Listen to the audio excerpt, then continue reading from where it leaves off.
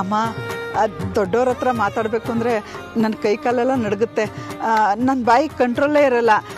ಏನಾರ ಟಸಕ್ಕಂತ ಮಾತಾಡ್ಬಿಡ್ತೀನಿ ಅಂತ ಹಿಡ್ದಿಟ್ಕೊಂಡು ಮಾತಾಡ್ತಾ ಇದ್ದೀನಿ. ನಾನೇ ನಿಮ್ಮ ಹತ್ರ ಮಾತಾಡಬೇಕು ಅಂದೆ, ನೀವೇ ಏನೋ ಹೇಳಬೇಕು ಅಂದ್ರಿ. ಧಾರಾಳವಾಗಿ ಹೇಳಿ, ಯಾಕೆ ಸಂಕೋಚ ಪಟ್ಕೋತೀರಾ? ಅದು ಹೆಚ್ಚು ಕಮ್ಮಿ ನಾವಿಬ್ಬರು ಒಂದೇ ವಿಷಯ ಮಾತಾಡೋಕ್ಕೆ ಬಂದಿದ್ದೀವೇನೋ ಅಂತ ನನ್ನ ಮನ್ಸಿಗೆ ಅನ್ನಿಸ್ತಿದೆ. ಹೌದಾ? ಹಾಗಾದರೆ ನನ್ನ ಕೆಲಸ ತುಂಬಾ ಸುಲಭ. ಹೇಗೆ ಹೇಳೋದು ನಿಮ್ಮ ಹತ್ರ ಅಂತ ನಾನು ಕೂಡ ಯೋಚನೆ ಮಾಡ್ತಿದ್ದೆ. ಅಯ್ಯೋ, ನನಗೆ ಅರ್ಥ ಆಗುತ್ತೆ ಅಮ್ಮ. ನನ್ನ ಮಗಳಿಂದ ನಿಮ್ಮ ಮನ್ಸಿಗೆ ಏನಾದರೂ ಬೇಜಾರಾಗಿದ್ರೆ ದಯವಿಟ್ಟು ಕ್ಷಮಿಸಿ. ಯಾಕೆ ಹೀಗೆಲ್ಲ ಮಾತಾಡ್ತೀರಾ? ನೀವು ಒಬ್ಬ ತಾಯಿನೇ, ನಾನು ತಾಯಿನೇ. ನಮ್ಮ ವಯಸ್ಸು ಬದುಕುಗಳಲ್ಲಿ ಏನೇ ವ್ಯತ್ಯಾಸ ಇದ್ದರೂ ನಮ್ಮೊಳಗಿರೋ ಪ್ರೀತಿ, ಆತಂಕ, ಒತ್ತಡ ಎಲ್ಲ ಒಂದೇ ಅನಿಸುತ್ತೆ ಅಲ್ವಾ? ಒಬ್ಬ ತಾಯಿ ಭಾವನೆ ಇನ್ನೊಬ್ಬ ತಾಯಿಗೆ ಮಾತ್ರ ಅರ್ಥ ಆಗುತ್ತೆ. ಅಪ್ಪ, ಈಗ ಮನ್ಸಿಗೆ ಸಮಾಧಾನ ಆಯಿತು. ಹೇಗೆ ನಿಮ್ಮ ಹತ್ರ ಹೇಳೋದು ಅಂತ ಭಯ ಆಗ್ತಾಯಿತ್ತು. ಯಾಕೆ ಅಂದರೆ ನನ್ನ ಮಗಳು ಮಾಡಿರೋದಂಥ ಕೆಲಸ. ಅನುಗೆ ನಾನು ಹೇಳೋದಕ್ಕಿಂತ ನೀವು ಹೇಳಿದ್ರೆ ಹೆಚ್ಚು ಅರ್ಥ ಮಾಡ್ಕೋತಾಳೆ ಅನಿಸುತ್ತೆ. ನನ್ನ ಹತ್ರ ಅವಳಿಗೆ ಸಲಿಗೆ ಜಾಸ್ತಿ. ನಾನೇನಾದರೂ ಹೇಳಿದ್ರೆ ಅವಳಿಗೆ ದೊಡ್ಡದಾಗಿ ಕಾಣಲ್ಲ. ನೀವೇ ಒಂದ್ಸಲಿ ಅವಳಿಗೆ ಬುದ್ಧಿ ಹೇಳಬೇಕು. ನಮಗಿದೆಲ್ಲ ವಸ್ತು, ತುಂಬಾ ಕಷ್ಟ ಆಗುತ್ತೆ. ನೀವು ಬಿಡಿ, ದೊಡ್ಡವರು, ಆರ್ಯ ಸಾರು ದೊಡ್ಡವರು, ಅರ್ಥ ಮಾಡ್ಕೋತೀರ. ಅನು ವಯಸ್ಸೇ ಅಂಥದ್ದು. ದೊಡ್ಡವ್ರು ಏನು ಹೇಳ್ತಾರೆ, ಸುತ್ತಮುತ್ತ ಜಗತ್ತು ಏನು ಹೇಳುತ್ತೆ ಅಂತ ಅವಳು ಅರ್ಥ ಮಾಡ್ಕೋತಾ ಇಲ್ಲ. ನನ್ನ ಮಗಳು ಏನೇ ತಪ್ಪು ಮಾಡಿದ್ರು ಅದನ್ನು ಕ್ಷಮಿಸಿ 4 ಒಳ್ಳೆ ಮಾತು ಹೇಳಿ ಆಶೀರ್ವಾದ ಮಾಡಿದ್ರೆ ಸಾಕು. ಮುಂದಿಂದು ನಾನು ನೋಡ್ಕೋತೀನಿ. ನಿಜ ಹೇಳ, ನನಗೂ ದೊಡ್ಡ ಭಾರ ಕಡಿಮೆ ಆದಂಗೆ ಆಗ್ತಾ ಇದೆ. ನೀವು ಇದನ್ನ ಹೇಗೆ ತಗೋತೀರೋ ಅಂತ ಚಿಂತೆ ಆಗಿತ್ತು. ವಯಸ್ಸಿನ ಅಂತರ ಅಂತ ಇದೆಯಲ್ಲ, ಅದೇ ಈ ಹಿಂಜರಿಕೆಗೆ ಕಾರಣ. ಸರಿಯಾಗಿ ಹೇಳಿದ್ರಿ ಅಮ್ಮ. ಇದನ್ನೆಲ್ಲ ನಮ್ಮ ಯಜಮಾನ್ರು ಒಪ್ಪಲ್ಲ. ಸುಮ್ಮನೆ ಮನೇಲಿ ಮಾತಾಗಿ ಅವರು ಇವರು ಬಾಯಿಗೆ ಬಂದಂಗೆ ಮಾತಾಡೋದಕ್ಕಿಂತ ನಾವೇ ಬಗೆಹರಿಸ್ಕೊಳ್ಳೋದು ಒಳ್ಳೇದಲ್ವಾ? ಇದನ್ನು ಮಾತಾಡೋದಕ್ಕೆ ತಾನೇ ನೀವು ಇಲ್ಲಿಗೆ ಬಂದಿದ್ದು.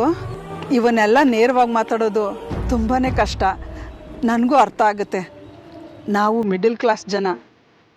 ನಿಮ್ಮ ಜನ ನಮ್ಮನ್ನು ಸೇರಿಸಲ್ಲ.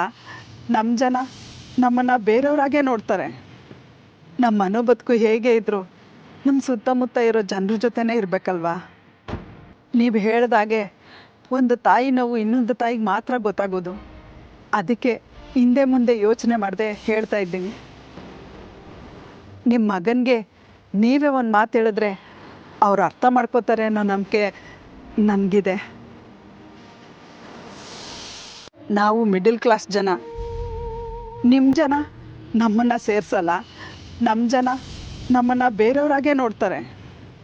ನಮ್ಮ ಮನೋ ಬದುಕು ಹೇಗೆ ಇದ್ರು ನಮ್ಮ ಸುತ್ತಮುತ್ತ ಇರೋ ಜನರ ಜೊತೆನೇ ಇರಬೇಕಲ್ವಾ? ನೀವು ಹೇಳ್ದಾಗೆ ಒಂದು ತಾಯಿ ನೋವು ಇನ್ನೊಂದು ತಾಯಿಗೆ ಮಾತ್ರ ಗೊತ್ತಾಗೋದು. ಅದಕ್ಕೆ ಹಿಂದೆ ಮುಂದೆ ಯೋಚನೆ ಮಾಡದೆ ಹೇಳ್ತಾ ಇದ್ದೀನಿ. ನಿಮ್ಮ ಮಗನಿಗೆ ನೀವೇ ಒಂದು ಮಾತು ಹೇಳಿದ್ರೆ ಅವ್ರು ಅರ್ಥ ಮಾಡ್ಕೋತಾರೆ ಅನ್ನೋ ನಂಬಿಕೆ ನನಗಿದೆ. ನನ್ನ ಮಗಳಿಗೆ ಅರ್ಥ ಮಾಡಿಸೋದೇ ಸ್ವಲ್ಪ ಕಷ್ಟ. ಅನು ಆರ್ಯ ಮಧ್ಯೆ ಅದೇನೇ ಭಾವನೆಗಳಿದ್ರೂ ಅದನ್ನು ಒಪ್ಪೋಣ ಅಂತ ಹೇಳೋಕ್ಕೆ ನಾನು ಇಲ್ಲಿಗೆ ಬಂದೆ. ಆದರೆ ಇವರು ಬೇರೆಯೇ ಮಾತಾಡ್ತಾ ಇದ್ದಾರಲ್ಲ. ಆದರೆ ಅನು ಮನಸ್ಸಿನಲ್ಲೂ ಆರ್ಯ ಇರೋದಂತೂ ಖಚಿತ ಆಯಿತು. ಇವ್ರನ್ನ ಈಗ ಒತ್ತಾಯಿಸೋದು ಸರಿಯಲ್ಲ. ನಾನೇನಾದರೂ ತಪ್ಪಾಗಿ ಮಾತಾಡ್ಬಿಟ್ನಾ? ಇಲ್ಲ, ನೀವೇನು ಯೋಚನೆ ಮಾಡಬೇಡಿ. ನಾನು ನನ್ನ ಮಗನ ಹತ್ರ ಮಾತಾಡ್ತೀನಿ.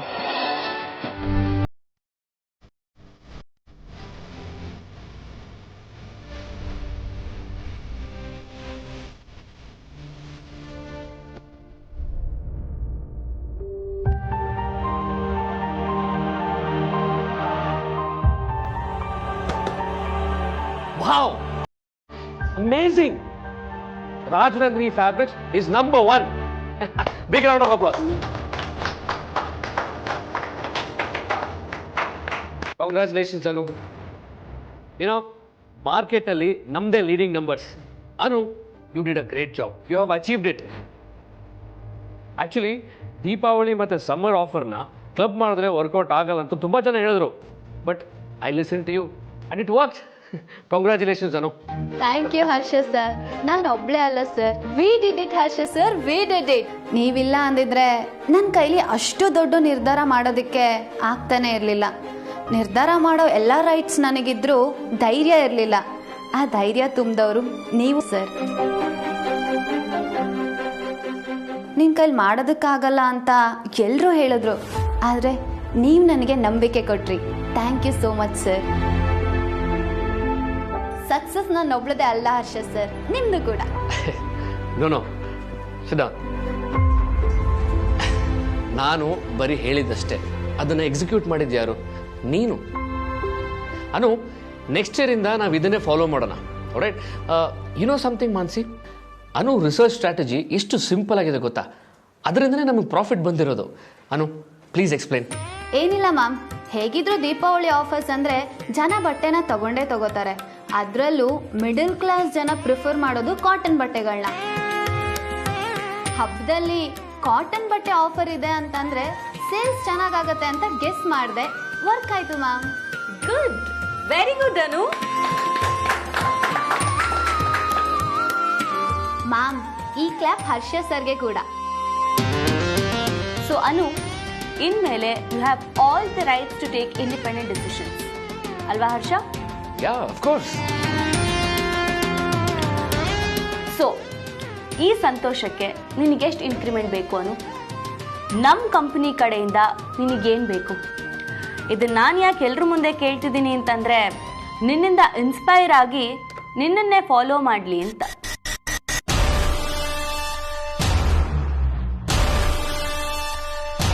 ಅಯ್ಯೋ, ಅದೆಲ್ಲ ಏನು ಬೇಡ ಮ್ಯಾಮ್. ಈ ಆಫೀಸಲ್ಲಿ ನನ್ನ ಸಮಯಕ್ಕೆ ನಾನು ಎಲ್ಲಿಗೆ ಬೇಕಾದರೂ ಹೋಗಿ ಬರೋ ಫ್ರೀಡಮ್ ನನಗೆ ಕೊಡ್ತೀರಾ? ನಾನು ಎಲ್ಲಿಗೆ ಹೋಗೋದಿದ್ರು ಯಾರು ನನ್ನ ಎಲ್ಲಿಗೆ ಹೋಗ್ತದೆಯಾ ಅನ್ನೋದನ್ನ ಕೇಳ್ದಿರೋ ಹಾಗೆ ಅನುಕೂಲ ಮಾಡಿಕೊಡಿ, ಅದು ಸಾಕು. ರಿಯಲಿ? ಇದೆಂತ ಆಸೆ? ಓಕೆ, 99% ಜನ ರೂಲ್ಸ್ ಬ್ರೇಕ್ ಮಾಡಿ ಅವ್ರಿಗೆ ಬೇಕಾದಂಗೆ ಆಡ್ತಾರೆ. ಬಟ್ ನೀನು ಇದಕ್ಕೂ ಪರ್ಮಿಷನ್ ಕೇಳ್ತಿದ್ಯಲ್ಲ, ಇಂಟ್ರೆಸ್ಟಿಂಗ್. Okay, granted. ಎಸ್, ಇನ್ಮೇಲೆ ಈ ಆಫೀಸಲ್ಲಿ ಅನುಗೆ ನೋ ಬೌಂಡ್ರೀಸ್. ಅವಳ ಕೆಲಸನ ಅವಳು ನಿರ್ವಹಿಸ್ತಾಳಂತ ಎಲ್ರಿಗೂ ಚೆನ್ನಾಗಿ ಗೊತ್ತು. So Anu, you free.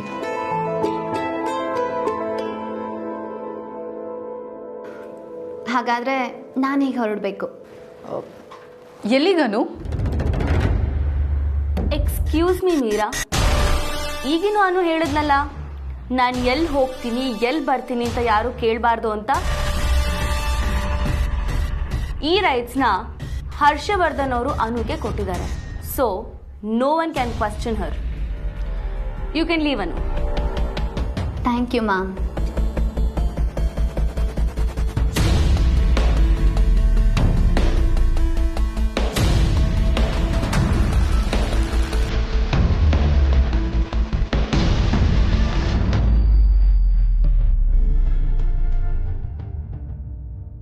Hello, ಹೇಳಕ್ಕ.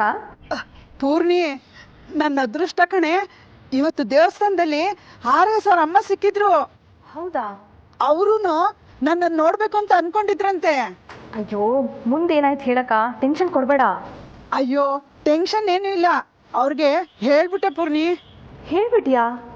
ಏನಕ್ಕ? ಅಂದ್ರೆ ನಿಮ್ಮ ಮಗನ್ಗೆ ಸ್ವಲ್ಪ ನೀವೇ ಹೇಳಿ, ಅನುಯಿಂದ ಏನಾದ್ರೂ ಬೇಜಾರಾಗಿದ್ರೆ ದಯವಿಟ್ಟು ಅವಳನ್ನ ಕ್ಷಮಿಸ್ಬಿಡಿ ಅಂತ ಹೇಳ್ಬಿಟ್ಟೆ. ಪಾಪ ಒಳ್ಳೆಯವರು ಕಣೆ, ಅರ್ಥ ಮಾಡ್ಕೊಂಡ್ರು. ನನ್ನ ಮಗನ ಹತ್ರ ಮಾತಾಡ್ತೀನಿ ಅಂತ ಕೈ ಹಿಡ್ಕೊಂಡು ತುಂಬಾ ಪ್ರೀತಿಯಿಂದ ಹೇಳಿದ್ರು.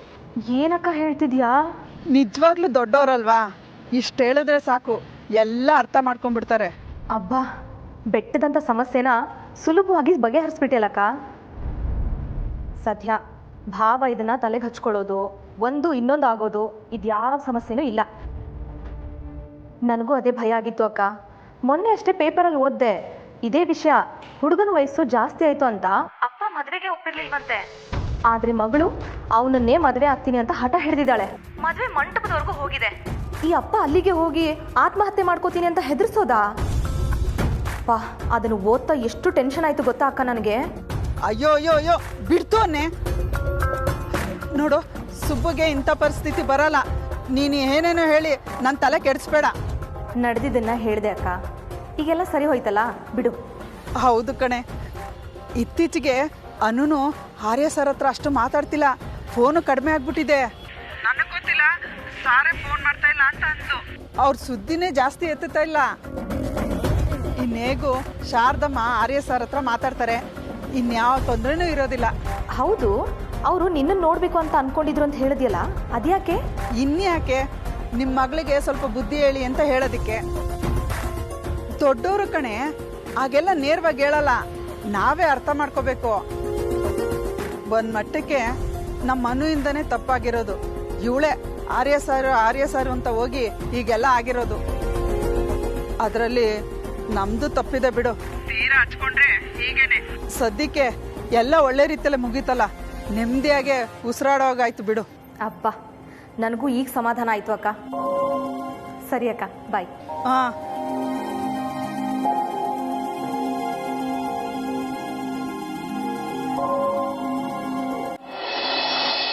ಸೀತಾ, ನನಗೂ ಹೆಂಡತಿ ಇದ್ದಾಳೆ, ಏನು ಪ್ರಯೋಜನ? ಏನು ಹೇಳಿದ್ರಿ? ಓಹ್, ನೀನು ಇಲ್ಲೇ ಇದೆಯಾ? ನೋಡೆ ನಮ್ಮ ಅತ್ತಿಗೆನ, ನಮ್ಮ ಅಣ್ಣ ನಮ್ಮ ಅತ್ತಿಗೆನ ಕರೆದ ತಕ್ಷಣ ಎಲ್ಲ ಕೆಲಸನ ಬಿಟ್ಟು ಹೇಗೆ ಹೋಗ್ತಾರೆ ಅಂತ. ನಿಮ್ಮಣ್ಣ ಬರೀ ಕರೆಯೋದಿಲ್ಲ, ಪಕ್ಕದಲ್ಲಿ ಕೂಡಿಸ್ಕೊಂಡು ಪ್ರೀತಿಯಿಂದ ಮಾತಾಡ್ತಾರೆ. ನೀವು ಹಾಗೆ ಮಾಡ್ತೀರಾ? ನಾನು ಕಾಫಿ ಕೊಟ್ಮೇಲೆ ನನ್ನ ಮುಖನೂ ನೋಡೋದಿಲ್ಲ ನೀವು. ಅದ ನಿನ್ನ ಪ್ರಾಬ್ಲಮ್ಮು. ಇಲ್ಲಿ ಬಾಯ್ಲಿ, ಏನು ಬೇಕಾಗಿಲ್ಲ. ಪರವಾಗಿಲ್ಲ, ಬಾಯಿಲಿ ಕೈ ಬಿಡಿ. ಬೇಗ ಸಿಟ್ಟು ನೋಡು. ಇಲ್ಲಿ ನೋಡಿ, ನಮ್ಮ ಅತ್ತಿಗೆ ಜೊತೆ ಬೆಳಿಗ್ಗೆ ಹೊತ್ತಲ್ಲಿ ಕಾಫಿ ಕುಡಿತಾ ಅವತ್ತಿನ ದಿನದ ಪ್ಲಾನ್ ಏನು ಅಂತ ಕೇಳೋದು, ರಾತ್ರಿ ಜೊತೆಲಿ ಊಟ ಮಾಡ್ತಾ ಅವತ್ತೆಲ್ಲ ಏನಾಯ್ತು ಅಂತ ಹೇಳೋದು. ಈ ಪರಿಪಾಠನ ನಮ್ಮಣ್ಣ ಮದುವೆ ಆದ ದಿವಸದಿಂದ ಇಲ್ಲಿವರೆಗೂ ಒಂದು ದಿನವೂ ತಪ್ಪಿಸಿಲ್ಲ. ಹೆಸರು ತಕ್ಕಂತೆ ಶ್ರೀರಾಮಚಂದ್ರ. ತಾವೇನು ಕಮ್ಮಿನಾ? ಅಣ್ಣನಿಗೆ ತಕ್ಕ ತಮ್ಮ, ಮಾತಿನ ಪರಿಪಾಲಕ, ಸಾಕ್ಷಾತ್ ಲಕ್ಷ್ಮಣ. ನೀನು ಸಾಕ್ಷಾತ್ ಊರ್ಮಿಳನೆ. ಸುಮ್ಮನೆ ಇರ್ರಿ. ಕಾಫಿ ಬೊಂಬಾಟಾಗಿದೆ ಕಣೆ. ಅಲ್ಲ ರೀ, ನೀವು ಬೇಗ ಹೊರಡಬೇಕು ಅಂತಿದ್ರಿ, ಕಾಫಿ ಕುಡ್ಕೊಂಡು ಹೊರಡೋದಲ್ವಾ? ನಾನು ನಿಮ್ಮ ಜೊತೆನೇ ಕಾಫಿ ಕುಡಿಬೇಕು ಅನ್ನೋದೇನು?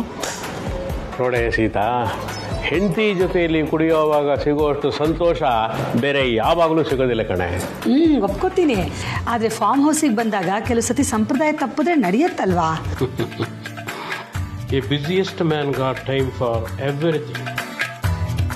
ಕುಟುಂಬದ ಜೊತೆ ಸಮಯ ಕಳೆಯಲಿಲ್ಲ ಅಂದರೆ ಅವನು ಎಂಥ ಸಾಮ್ರಾಟನಾದರೂ ಸಮರ್ಥನಲ್ಲ ಅಂತ ಅರ್ಥ. ಇದನ್ನ ಆರ್ಯವರ್ಧನ್ ಅವರು ಆಗಾಗ ಹೇಳ್ತಿರ್ತಾರೆ. ಈಗ ಅವ್ರನ್ನೇ ಭೇಟಿ ಮಾಡಕ್ಕೆ ಹೋಗ್ತಿದ್ದಾನಲ್ಲ, ಅದಕ್ಕೆ ಬೆಳಗ್ಗೆನೆ ಅವರೇ ಜ್ಞಾಪಕಕ್ಕೆ ಬರ್ತಿದ್ದಾರೆ. ಅಂದಾಗೆ ಕಾರ್ ಆಕ್ಸಿಡೆಂಟಲ್ಲಿ ಪಾರಾದ್ರು ಅಂತ ಕೇಳ್ಪಟ್ಟೆ. ಈಗ ಹೇಗಿದ್ದಾರೆ ಅವರು? ಅವರು ಅವತ್ತು ಕಾರ್ನಲ್ಲಿ ಇರಲೇ ಇಲ್ಲ. ನಾನು ಆವತ್ತೇ ಅವ್ರನ್ನ ಭೇಟಿ ಮಾಡಬೇಕು ಅಂತ ಪ್ಲಾನ್ ಮಾಡಿದ್ದೆ. ಹೇಗೂ ಇವತ್ತು ಮೀಟಿಂಗ್ ಇದೆಯಲ್ಲ, ಇವತ್ತೇ ಭೇಟಿ ಮಾಡೋದಾಯಿತು, ಸುಮ್ಮನೆ ಅದೇ. ಇವತ್ತು ನಮ್ಮ ಚೇಂಬರ್ ಎಲೆಕ್ಷನ್ ಬಗ್ಗೆ ತಯಾರಿ ನಡೆಸಬೇಕು. ಆರ್ಯವರ್ಧನ್ ಸಂಸ್ಥೆಯಿಂದ ಆರ್ಯವರ್ಧನ್ ಅವರು ಬರ್ತಾ ಇದ್ದಾರೆ. ಅವ್ರನ್ನ ಭೇಟಿ ಮಾಡೋದು ಅಂದರೆ ಯಾವಾಗಲೂ ಖುಷಿ ಕೊಡೋ ವಿಷಯ ಕಣೆ. ಅವ್ರು ಬರ್ತಾರೆ ಅಂದರೆ ಸುಮ್ಮನೆ ಬರೋದಿಲ್ಲ, ಯಾವುದೋ ಒಂದು ಹೊಸ ಯೋಚನೆ ತಗೊಂಡೇ ಬರ್ತಾರೆ. ತುಂಬ ದಿನಗಳಾದಮೇಲೆ ಅವ್ರನ್ನ ಭೇಟಿ ಮಾಡ್ತಾ ಇದ್ದೀನಿ. ಇವತ್ತಿನ ಭೇಟಿ ಬಗ್ಗೆ ತುಂಬ ನಿರೀಕ್ಷೆ ಇದೆ ನನಗೆ.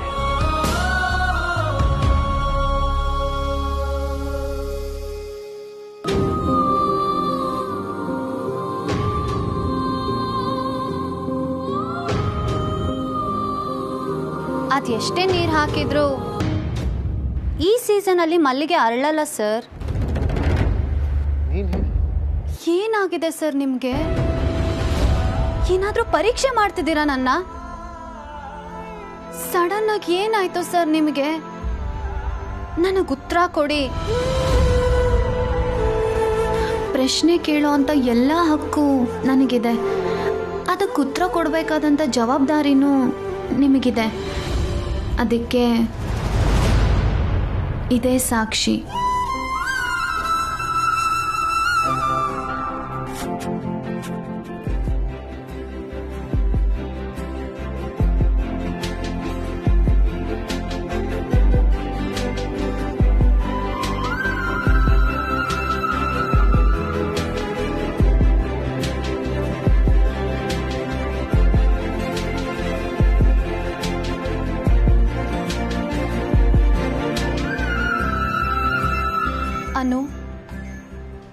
Marry me, I will love you forever ಅಂದಿದ್ರಿ.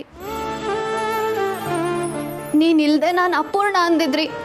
ನಿನ್ನಿಂದ ನಾನು ಒಂದು ಕ್ಷಣನೂ ದೂರ ಇರೋದಕ್ಕೆ ಇಷ್ಟಪಡಲ್ಲ ಅಂತ ಅಂದಿದ್ರಿ. ನನ್ನ ಬದುಕಿಗೆ ಬಂದಿದ್ದಕ್ಕೆ ಥ್ಯಾಂಕ್ ಯು ಅಂತ ಹೇಳಿ ಅಪ್ಪನ ಹತ್ರ ಮಾತಾಡ್ತೀನಿ ಅಂತ ಹೇಳಿದ್ರಿ. ಆಮೇಲೆ ಎಲ್ಲಿ ಹೋದ್ರಿ ಸರ್? ಎಲ್ಲಿ ಹೋದ್ರಿ?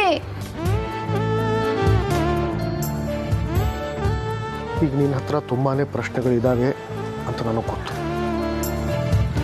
ಆದರೆ ಒಂದೊಂದಕ್ಕೆ ಉತ್ತರ ಕೊಡಿ ಸರ್, ಪರವಾಗಿಲ್ಲ. ಈಗ ನಾನು ಏನೇ ಹೇಳಿದ್ರು ನಿನ್ನ ಹತ್ರ ಅದಕ್ಕೊಂದು ಉತ್ತರ ಇರುತ್ತೆ, ಅದಕ್ಕೊಂದು ಪರಿಹಾರ ಇರುತ್ತೆ. ಒಂದು ಮಾತು ತಿಳ್ಕೊನು, ನನಗೆ ನಿನ್ನ ಜೀವನದ ಮುಂದೆ ಮಿಕ್ಕಿದ್ದೆಲ್ಲ ಒಂದು ದೊಡ್ಡ ಸೊನ್ನೆ. ನಾನು ನಿನ್ನ ಹತ್ರ ಇದ್ದಷ್ಟು ನಿನಗೆ ಅಪಾಯ ತಪ್ಪಿದ್ದಲ್ಲ ಅದು.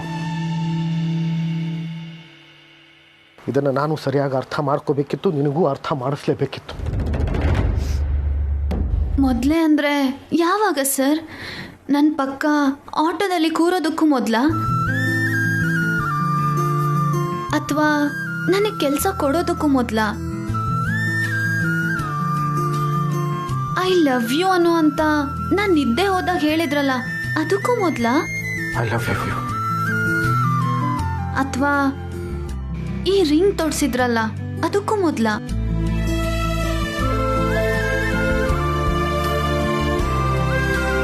ಹೇಳಿ ಸರ್, ಯಾವಾಗ?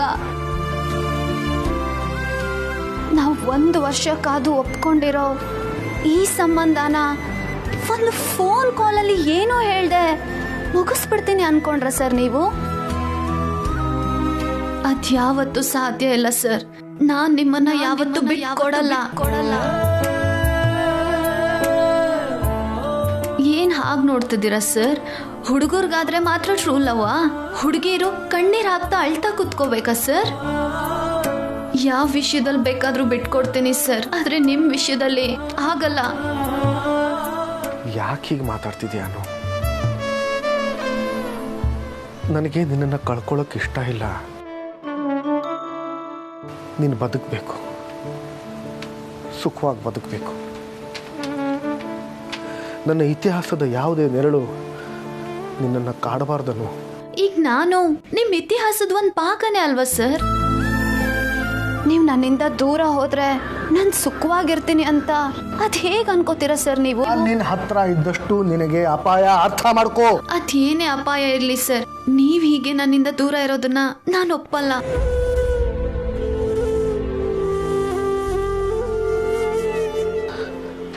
ಒಂದು ವೇಳೆ ನಿನ್ನಿಂದ ನನಗೆ ಅಪಾಯ ಇದೆ ಅಂತ ಇದ್ದಿದ್ರೆ ಆಗ ನೀನೇನು ಮಾಡ್ತಿದ್ದೆ? ಒಂದ್ ವೇಳೆ ಸೀತೆಗೆ ರಾವಣ ಅವಳನ್ನ ಎತ್ಕೊಂಡು ಹೋಗ್ತಾನೆ, ಅದರಿಂದ ಮಹಾಯುದ್ಧನೇ ನಡೆಯುತ್ತೆ ಅನ್ನೋದು ಸೀತೆ ಗೊತ್ತಿದ್ದಿದ್ರೆ ಅವಳು ರಾಮನ್ನ ದೂರ ಮಾಡ್ತಿದ್ಲು ಅನ್ನೋದು ನಿಮ್ಮ ಅಭಿಪ್ರಾಯನಾ ಸರ್? ಅನು, ನಾನು ನಿನಗೆ ನಾನು ಹೇಳೋದನ್ನ ಕೇಳಿ ಸರ್. ನಮ್ಮ ಕಥೆಯಲ್ಲಿ ಯಾರು ರಾವಣ ಅನ್ನೋದು ನನಗೆ ಗೊತ್ತಿಲ್ಲ, ಆದ್ರೆ ಈ ಸೀತೆಗೆ ನೀವೇ ರಾಮ. ವನವಾಸನಾದ್ರೂ ಆಗ್ಲಿ, ಯುದ್ಧನಾದ್ರೂ ನಡೀಲಿ, ನನ್ನ ಜೀವನ ನಿಮ್ ಜೊತೆಗೇನೆ.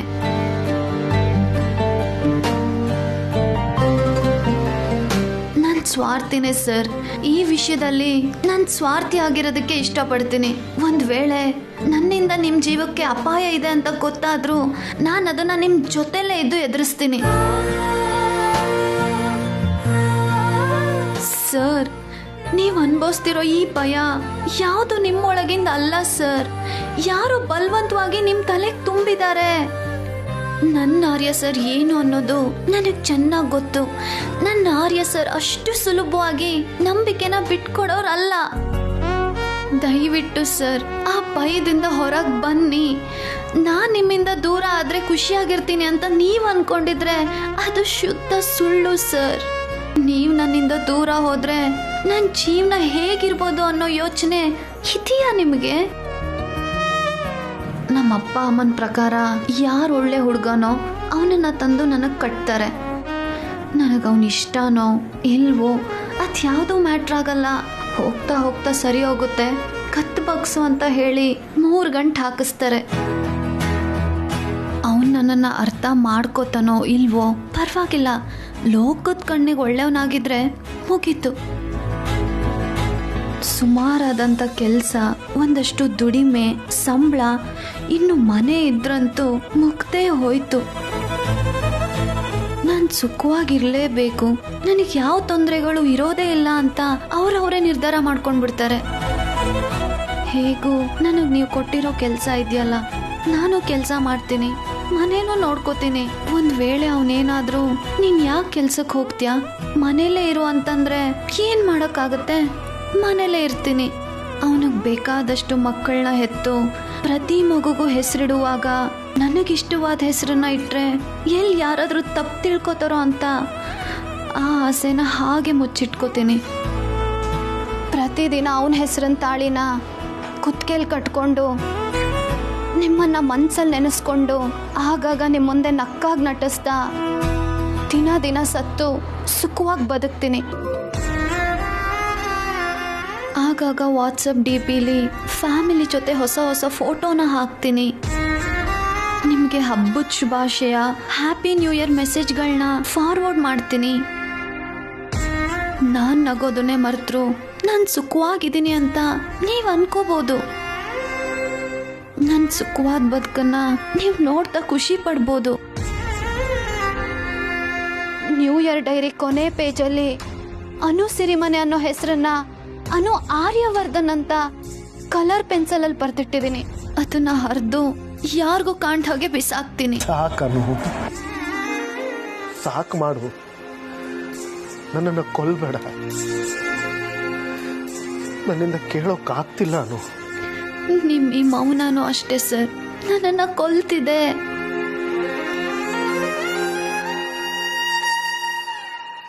ಇನ್ನೇನು ಎಲ್ಲಾನು ಸರಿ ಹೋಗುತ್ತೆ, ಮನೇಲೂ ಒಪ್ಕೋತಾರೆ ಅಂತ ನಿಮಗೋಸ್ಕರ ಗಿಫ್ಟ್ ತಗೊಂಡು ಕಾಯ್ತಾ ಇದ್ದೆ ಸರ್ ನಾನು.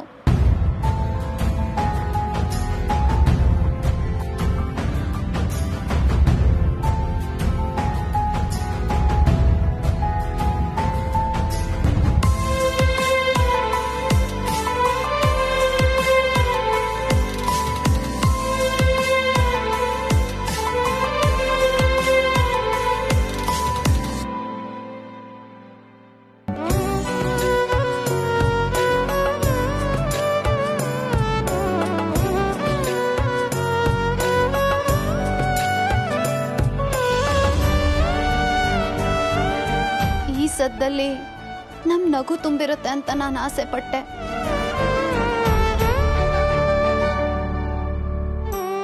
ಈಗ ನೀವೇ ಡಿಸೈಡ್ ಮಾಡಿ ಸರ್, ಇದರಲ್ಲಿ ನಮ್ಮ ನಗುನ ಕೇಳೋದಕ್ಕೆ ಬಯಸ್ತಿರೋ ಅಥವಾ ನನ್ನ ನೋವನ್ನ ಕೇಳೋದಕ್ಕೆ ಬಯಸ್ತಿರೋ? ನಿರ್ಧಾರ ನಿಮಗೆ ಬಿಟ್ಟಿದ್ದು.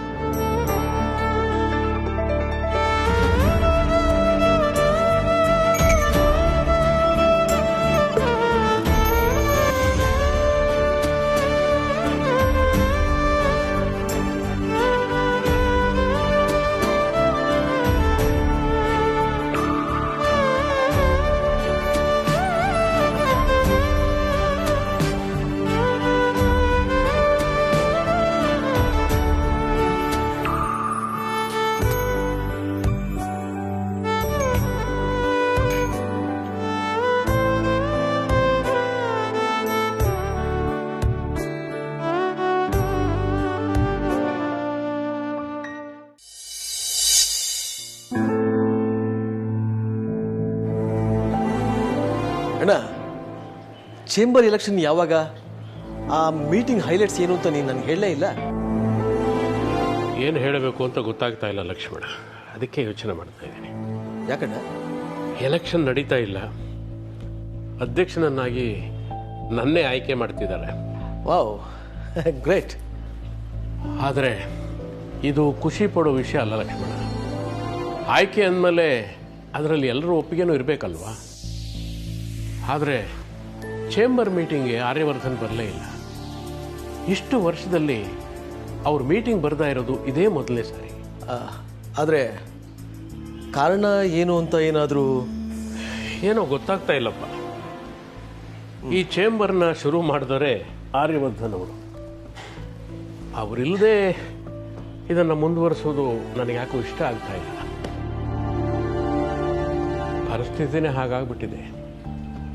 ಎಲ್ಲೇ ಹೋದರೂ ಜನ ಹೀಗೇನೆ. ಕೆಲಸ ಶುರು ಮಾಡಿದವನ್ನ ಕೊನೆಗೆ ನಮ್ಮ ಸಮಾಜ ಮರೆತು ಬಿಡುತ್ತೆ. ಅವ್ರ ಮೀಟಿಂಗಿಗೆ ಬರಲಿಲ್ಲ ಅಂದಮೇಲೆ ನಮ್ಮ ಶೋರೂಮ್ ಇನಾಗ್ರೇಷನ್ಗೆ ಅವ್ರು ಬರ್ತಾರೆ ಅಣ್ಣ? ಇನ್ವೈಟ್ ಏನೋ ಮಾಡಿಬಿಟ್ಟಿದ್ದೀವಿ. ಅದು ಅಲ್ಲದೆ ನಮ್ಮ ಇನಾಗ್ರೇಷನ್ ದಿನ ಸ್ಪೆಷಲ್ ಆಫರ್ ಆಗಿ ಪುರುಷರ ಉಡುಗೆ ಜೊತೆಗೆ ಅವರ ರಾಜನಂದಿನಿ ಬ್ರ್ಯಾಂಡ್ ಕೂಡ ದೊರೆಯುತ್ತೆ ಅಂತೆಲ್ಲ ಪ್ರಮೋಷನ್ ಮಾಡಿದ್ದೀವಿ. ಇಂಥ ಸಮಯದಲ್ಲಿ ಅವರೇ ಬರಲಿಲ್ಲ ಅಂದರೆ ಹೇಗಣ್ಣ? ಇಲ್ಲ ಲಕ್ಷ್ಮಣ, ನನ್ನ ನಂಬಿಕೆ ಯಾವತ್ತೂ ಸುಳ್ಳಾಗೋದಿಲ್ಲ. ನಾನು ಕರೆದ ಮೇಲೆ ಅವರು ಖಂಡಿತ ಬಂದೇ ಬರ್ತಾರೆ. ನನ್ನ ಕರೆಗೆ ಅವರು ಬೆಲೆ ಕೊಡ್ತಾರೆ ಅನ್ನೋ ನಂಬಿಕೆ ನನಗಿದೆ. ನನ್ನ ನಂಬಿಕೆನ ಅವರ ಸುಳ್ಳು ಮಾಡಲ್ಲ. ಕರೆಕ್ಟ್ ಅಣ್ಣ.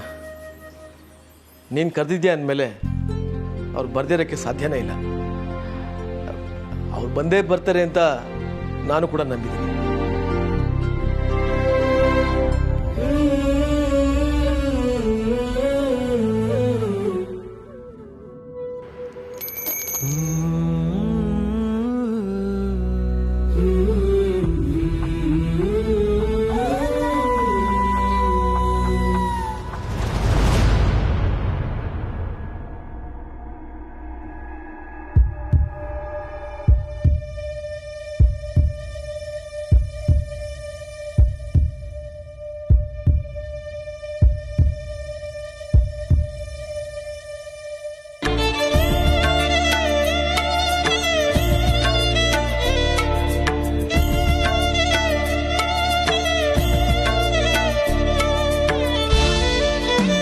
ಡಿಸೈಡ್ ಮಾಡಿ ಸರ್. ನನ್ನ ನಗು, ನನ್ನ ಅಳು ಎರಡು ನಿಮ್ಮ ಕೈಲಿದೆ.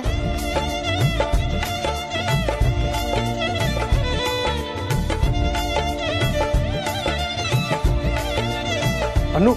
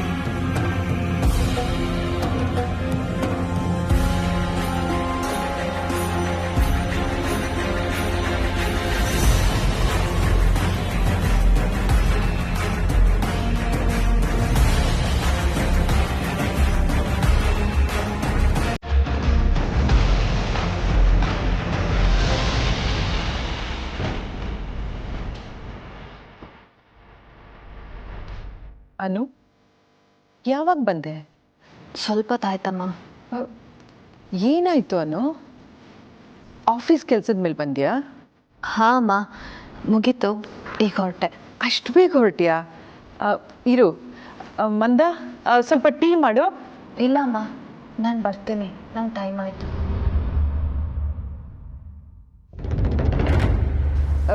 ಅನು, ಪ್ರಸಾದ.